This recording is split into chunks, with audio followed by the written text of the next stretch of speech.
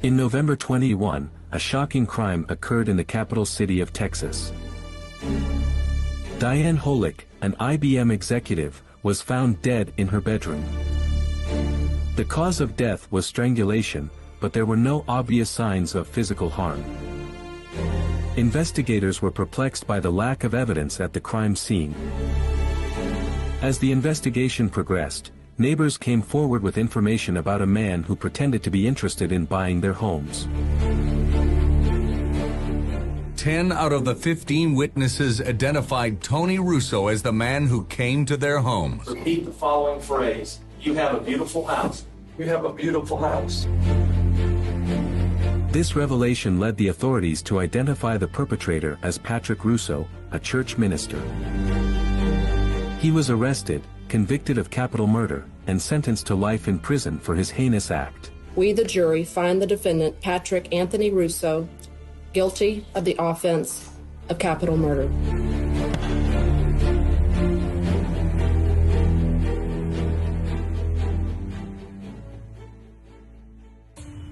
I got locked up at 26 years old, and I'm 60 years old now. It would actually be about 34 years of my life. My mother and father got a divorce, and my father felt like I was his only son, his only child out of 3 children at the time. And my mother was trying to get back at my father. So in the process of getting back at him, she would put me in foster homes. And in California, in order to get custody of your child, you got to file paperwork in the county that the child's in. So she kept moving me around from county to county, from foster home to foster home. She'd bring me home for a week or 2 or a month and then put me in another foster home to basically get back at my father, because I didn't understand what it was about them that she liked or loved, and what it was about me that she either hated or didn't like. And it was confusing to me, because I just had no understanding of what was going on. And because of that, I grew more angry, more hurt, more resentful. I had a lot of anger towards my mother, because even when I was on on home visits from foster homes, my stepfather would beat me. I remember one time getting punched in the face and just getting knocked out. I might have been 9 years old. There were a couple of foster homes that I just got beat so bad, sometimes just because I didn't do a chore right.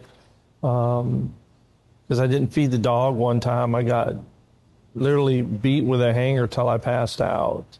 I had so many different house parents and counselors telling me how life is supposed to be, and some of them were pretty dysfunctional and distorted, and others were, kind, but still confusing. What started the whole foster home thing in the first place was my mother had abandoned us in this slums. When she left my father, she went to some slums, and we were hungry, and we hadn't eaten in 3 days. And so we went to the neighbor's house, and the neighbors called the police, and that's when they took us in custody. And eventually she got custody of my siblings about a year later, but she didn't want me back at the house. She wanted me to stay away so my father couldn't get custody of me. I had such anger and hate built up through those years that by the time I was an adult, I was just angry at the world. I was hurt. I didn't trust anybody.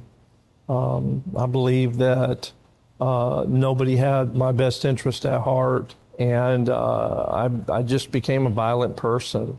I had a lot of anger outbursts some of them were pretty violent, and I dropped out at 17 years old when they emancipated me as an adult and basically put me on the streets. Then I ended up joining a street gang because I needed some kind of comfort to feel like I belonged, and they were like a family. And so I started getting involved in the street gang life, and drove me into doing drugs. I became a hardcore drug addict. I was doing everything: cocaine, pot, magic mushrooms, pain pills, drinking, anything you can think of just about except shooting up because I didn't like needles. Other than that, I probably would have been shooting up too. And I stayed high all the time.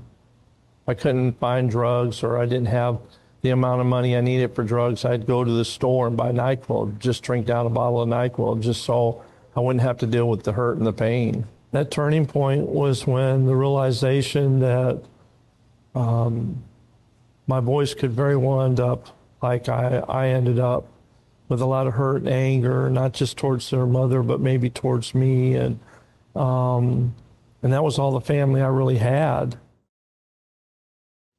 And I just felt like I needed something different in my life. I needed some peace in my life. I needed the hurt and the anger to be gone. And the only way that was going to leave was going to be a miracle from God, because it was so deeply seated in me that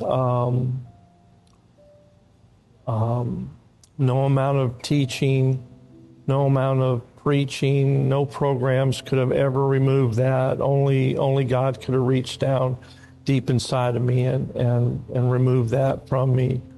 And he did. And he removed the drug addiction overnight. I never had any euphoric recalls. I never had any cravings for any of the drugs. And that was probably the two things that changed in me the quickest. And that my temper dramatically changed from being angry and just blowing up at people for the littlest things, thinking they should understand who I am and what I'm about, and what I want, and what I need. Now it was more compassion and understanding and kindness towards others. Just seeing how God's worked in my life when I've studied his word and I've put into practice what I've been reading and learning. What God says he's going to do, he does. And I haven't not had that happen. And when he says, don't do this, and otherwise this is what's going to happen, then if I do that and I see this as the consequence of that action, I see how true his word is on both sides of that fence, on what he'll do for you and what he'll allow as consequences in your life if you don't do what he says. And I like it better on the side that receives the blessings over the curses. So what I like about UBB is, one, they truly have a heart for us. The love for the inmates is amazing. Their commitment, their faithfulness is beyond anything I've seen in any ministry. In all the years I've been down, I've never seen a ministry that is so committed to making a difference in our lives for Christ. Not just making a difference, but a difference for Christ. I can learn life skills anywhere. I can learn how to deal with anger management. I can learn how to practice patience. There's some things you can learn how to do, but you can't have a relationship with God unless you learn how the Holy Spirit can move in your life. And that's where the difference is. Now, you're here for life. Yes. Why even bother with UBB? Yeah, you know what I mean? I've had people... With respect, I ask that. Sure, I've had people ask me that. And I can say that if I can make the difference in one person's life so they don't end up like me, I can't do that on my own. I need help with that. And I need help from learning from others, and I need help from the Holy Spirit. And because of that, then it's enabled me to have the tools to be able to try to make a difference, especially in the younger guys' lives that I run into. I've tried to make a difference in as many guys, youngsters' lives as I can that God leads me to. And I just couldn't do that without that help. My favorite lesson would probably be how the Holy Spirit works in our life.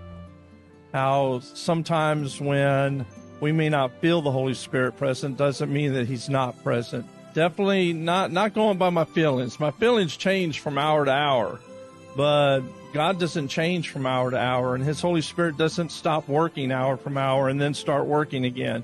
He's constantly working in our lives. I mean, I've done a lot of things. I've been through Bible college. I've done a lot of different things, but they don't teach you about the Holy Spirit working. They teach you all the legalistic things, but they don't teach you about the spiritual things, not in depth like UBB has done. God is working through UBB. He is definitely, they got such incredibly spirit-filled ministers that come in and pastors, and that's been an influence in my life.